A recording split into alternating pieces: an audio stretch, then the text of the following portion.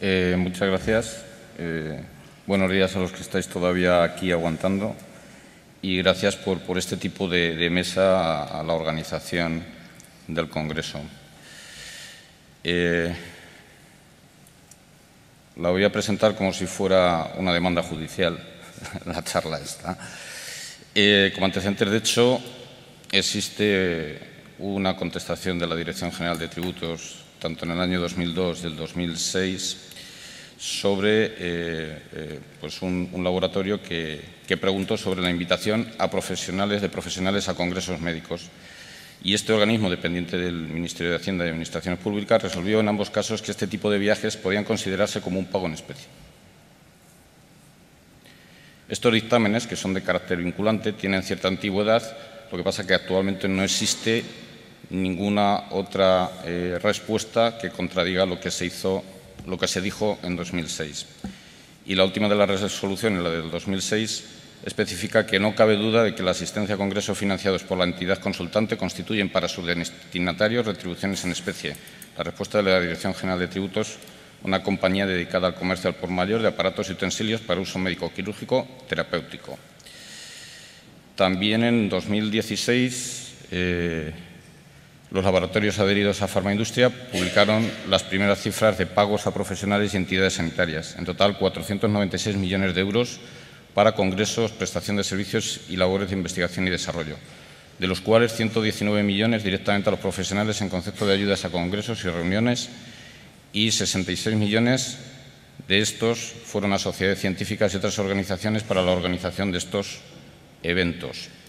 De estos 119 millones de euros pagados directamente a los profesionales, la industria podría desgravarse entre el 30 y el 35%, que consistirían entre 35 y 42 millones de euros, bien en base imponible, bien en cuota íntegra.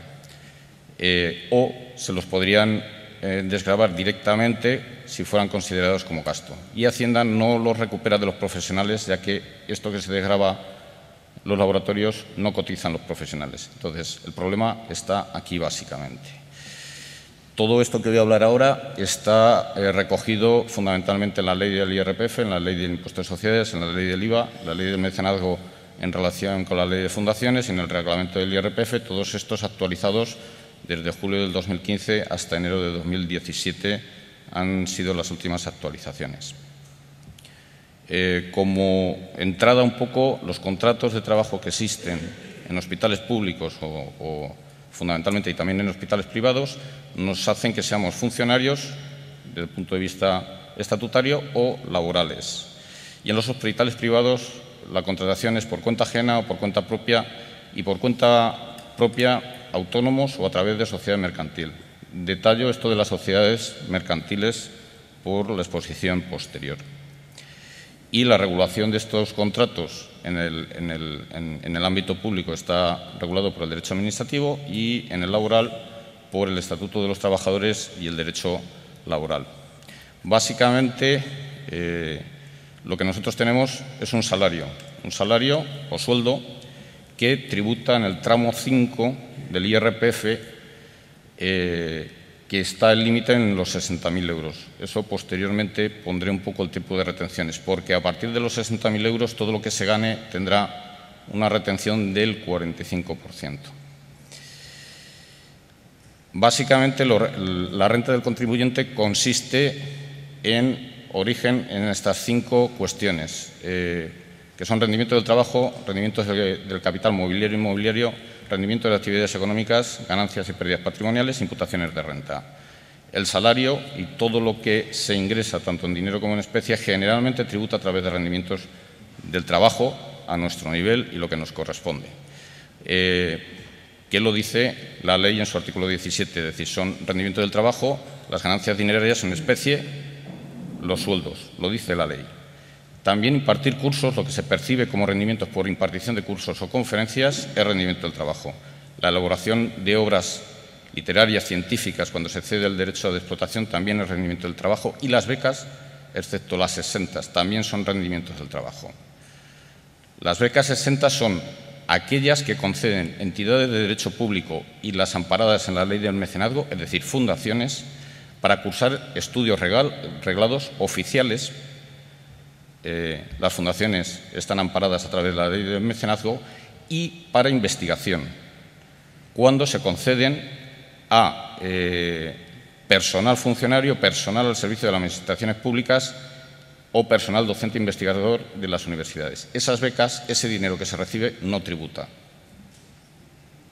Y luego, metiéndonos un poquito simplemente en un artículo de la Ley del Impuesto de Sociedades, cualquier regalo que se haga no tiene la consideración de gasto fiscalmente deducible por parte de las sociedades, excepto los gastos por atenciones a clientes o proveedores y los realizados para promocionar directa o indirectamente la venta de bienes y prestaciones de servicio.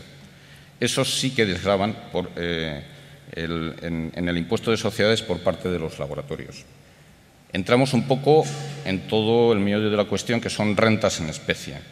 ¿Qué constituyen las rentas en especie? Pues la utilización, consumo u obtención para fines particulares de bienes, derechos o servicios de forma gratuita o por precio inferior al normal del mercado. Y no tendrán la consideración de rendimientos en trabajo en especie las cantidades destinadas a la actualización, capacitación o reciclaje del personal empleado, es decir, cuando lo paga el empleador, que también lo recoge el reglamento, es decir, no tendrá la consideración de retribuciones en especie los estudios dispuestos por instituciones, empresas o empleadores y financiados por ellos, o incluso cuando su prestación efectiva se efectúe por otras personas o entidades especializadas. Eso no es renta en especie. Incluidos, que tampoco son renta en especie, no solamente el coste de estos cursos, sino los gastos de locomoción, estancia y manutención. Tampoco serían renta en especie, lo cual es recogido por el reglamento con estas limitaciones. Medio de transporte público exento si hay factura, y si no, si es coche particular, 19 céntimos de euro por kilómetro, incluyendo peaje y aparcamiento. La estancia, si hay factura, está exenta, y la manutención, 26 euros por día si no hay pernocta y 53 euros por día con pernocta. Sí tributa las dietas y asignaciones para gastos de viaje, que es distinto a las necesidades de locomoción, estancia y manutención. Son dos cuestiones distintas. Las dietas sí son renta. Obviamente, como toda ganancia en dinero o en especie, tiene una retención en el momento en que se nos da, que es lo que se llaman retenciones para ganancias dinerarias y pagos a cuenta cuando es en especie, que hay que hacer esas retenciones. Cuando nos pagan por impartir un curso, sabéis que se hace una factura con una retención, en este caso, del 15%. Cuando se hacen actividades económicas, también la retención es del 15%. Eso está tanto recogido en la ley como en el reglamento del IRPF. Cuando nos dan un premio, por ejemplo, los premios que se conceden en este congreso, es renta y tributa, y lleva una retención del 19%, excepto que no superaran la cantidad de 300 euros, con lo cual no llevaría retención.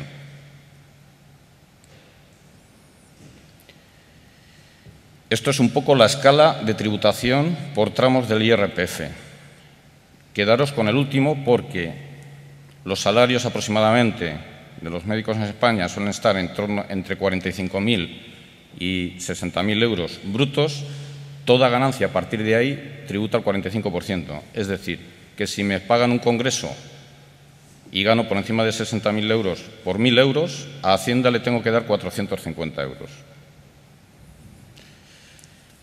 ¿Dónde encuadramos las ganancias en especie o lo que nos pagan en especie? Son ganancias patrimoniales, porque no son rendimientos del trabajo, no son rendimientos de actividades económicas, no son rendimientos del capital mobiliario e inmobiliario y no son imputaciones de renta. Son ganancias y pérdidas patrimoniales las variaciones en el patrimonio del contribuyente que se pongan de manifiesto con ocasión de cualquier alteración de la composición de aquel. Entonces, viendo eso, cuando nos pagan en especie, es decir, nos pagan un congreso, la cuantía total de lo que nos dan hay que sumarla, según la ley, según el reglamento, un 20% de ese valor y sobre el quantum total hay que hacer una retención del 19%. Esto viene en el reglamento. Eso tanto para ganancias patrimoniales como para rendimientos de capital mobiliario. Es decir, si nosotros ponemos una cuenta en un banco y nos dan unas cacerolas, eso es rendimiento de capital mobiliario y eso tributaría el precio de las cacerolas más el 20% y la retención sería el 19% de toda esa cantidad. Entonces, el resumen del ingreso a cuenta, o sea, de la retribución en especie es un rendimiento íntegro que es igual a la valoración de lo que nos dan más el ingreso a cuenta no repercutido. Esto es un poco el resumen de las retenciones e ingresos a cuenta.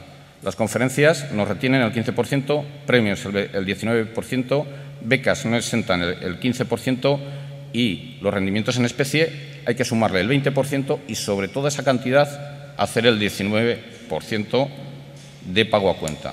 Dos cuestiones sobre el IVA.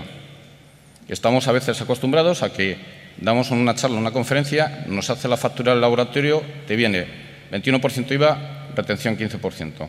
Esa factura nunca puede llevar IVA, porque lo dice la ley del IVA en el articulado donde están exentas estas actividades, que lo dice así: la asistencia a personas físicas por profesionales médicos o sanitarios, cualquiera que sea la persona destinada de dichos servicios, tendrán la condición de profesionales médicos o sanitarios, los considerados como tales, psicólogos, logopedas y ópticos, y toda asistencia sanitaria está exenta.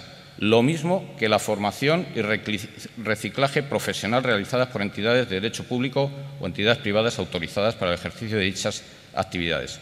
Y para finalizar, ejemplo, inscripción a este congreso, 475 euros. Alojamiento 3 noches, 270. Viaje Madrid-Zaragoza, 110. Total, 955.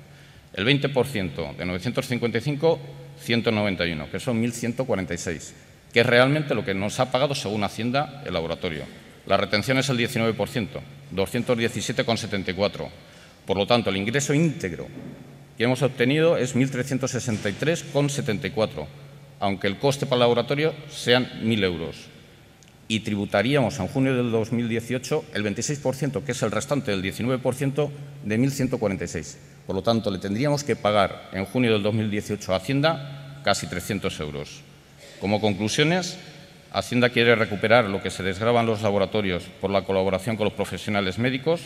Hacienda tiene argumentos legales para poder gravar a los profesionales en la colaboración que presta la industria farmacéutica y las sociedades científicas y los profesionales deben asumir la solución del problema al margen de las decisiones que lleguen Farmaindustria y Hacienda.